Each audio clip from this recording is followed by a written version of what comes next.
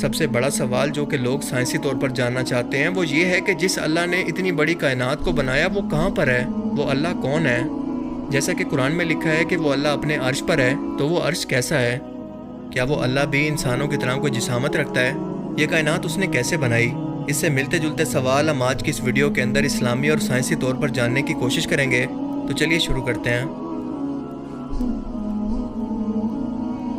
اللہ تعالیٰ قرآن کریم کے اندر فرماتا ہے کہ اسی اللہ نے اس کائنات کو بنایا اور وہی اس کے نظام کو چلا رہا ہے، اور اس کے ساتھ ساتھ اللہ تعالیٰ کے کئی فزیکل ایٹریبیوٹس یعنی خوبیوں کا ذکر بھی کیا گیا، جیسے کہ وہ رحمان، رحیم، سب کا مالک، ہر بات کا جاننے والا، خالق، موت دینے والا اور انسان کی تقدیر کا مالک ہے، وغیرہ وغیرہ۔ قرآن و حدیث میں کہیں بھی اللہ تعالیٰ کے فزیکل وجود کا کہیں پر کوئی ذکر موجود نہیں ہے، بس اتنا بتایا گیا ہے کہ وہ اپنے عرش پر موجود ہے، لیکن یہ عرش کیسا ہے اس کے بارے میں بھی کچھ موجود نہیں۔ اور اس کی وجہ یہ سمجھ میں آتی ہے کہ انسان کیونکہ پیدا ہونے سے لے کر مرنے تک کریشن کا ایک پروسیس دے کر بڑا ہوتا ہے، اسی لیے اس کے دماغ کے لیے سمجھنا مشکل ہے کہ ایک ذات ایسی بھی ہے جو کہ کبھی پیدا نہیں ہوئی اور نہ کبھی اسے موت آنی ہے،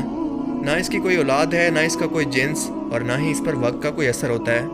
اسی لیے حدیث مبارکہ کے اندر اس بارے میں سوچنے سے بھی منع کیا گیا ہے، کیونکہ شیطان انسانوں کو اس ایک سوال سے ورگلاتا ہے کہ اگر ہر چیز کو اللہ نے پیدا کیا تو اللہ کو کس نے پیدا کیا؟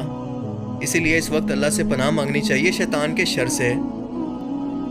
اور دوسری بات، اگر یہ مان لیا جائے کہ اللہ کی ذات پیدا ہوئی ہے تو سوال کھڑا ہو جائے گا کہ جس نے اللہ کو پیدا کیا اس کو کس نے پیدا کیا، اور اللہ کے پیدا کرنے والے کو کس نے پیدا کیا؟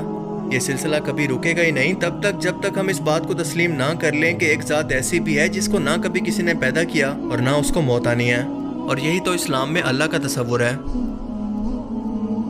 اب ذرا اسی تصور کو سائنس سے ثابت کرنے کی کوشش کرتے ہیں۔ سائنسدانوں کے مطابق ہماری کائنات، جس کی شروعات ایک بڑے دھماکے یعنی بگ بینگ سے ہوئی، یہ صرف کائنات کی شروعات نہیں تھی بلکہ اس سے اسپیس اینڈ ٹائم یعنی وقت کا تصور بھی شروع ہوا۔ اس بگ بینگ سے پہلے ٹائم جیسی کوئی چیز موجود ہی نہیں تھی، یعنی بگ بینگ سے پہلے اگر آپ موجود ہوتے تو نہ تو آپ پیدا ہو کر بوڑھے ہوتے، نہ آپ کو موت آتی، ہر چیز پر آپ کی نظر ہوتی، یا ان شارٹ آپ پر ٹائم کا کوئی اثر ہوتا ہی نہ۔ ایک لمحے کے لیے اس منظر کو تصور کرنے کی کوشش کریں۔ مجھے پتہ ہے آپ کے دماغ کے لیے یہ سوچنا بالکل ناممکن ہو گیا ہوگا، وہ کام نہیں کر رہا ہوگا، اس لیے کیونکہ آپ نے پوری عمر وقت کا مشاہدہ کیا، اور اگر اچانک سے آپ سے یہ کہا جائے کہ وقت کا تصور موجود ہی نہیں ہے تو آپ کا دماغ بلینک ہو جائے گا، رسپونڈ نہیں کرے گا۔ اور بالکل یہی وجہ ہے کہ انسانوں کو اللہ تعالیٰ کے وجود کے بارے میں سوچنے سے منع کیا گیا ہے، کیونکہ یہ انسانوں کی عقل اور سوچ سے باہر کا تصور ہے جسے وہ تصور کر ہی نہیں سکتے۔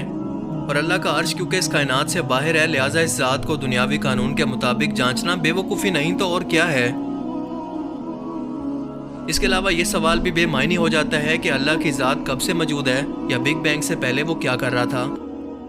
اللہ کی ذات اس بات پر پابند نہیں ہے کہ انسانوں کو جواب دے سکے کہ وہ اس سے پہلے یا بعد میں کیا کر رہا تھا یا کیا کر رہا ہے۔ یہ اس کی ڈیوٹی نہیں ہے بلکہ انسانوں کی ذمہ داری ہے ایسا کرنے کی، کیونکہ مخلوق کا خالق کسی کو جواب دے نہیں ہوتا۔